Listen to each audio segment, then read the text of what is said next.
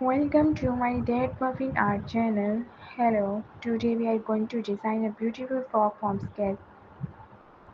This is perfect for anyone who loves fashion and wants to create their own clothing design. Grab your pencil and paper and let's get started.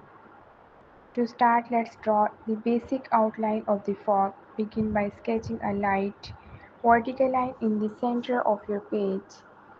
This will be our guideline for. Then draw the top part of the frog by sketching a curved line across of the neckline.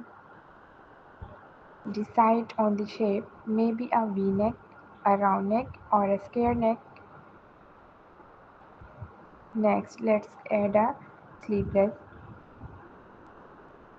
If you want short sleeves, draw two outward curves from the necklace, connecting to the body of the dress. For long sleeves, extend these lines downwards, or if you prefer or sleeveless frocks, simply leave them out. Now move on the main body, draw two lines for each side. Thanks for watching this video.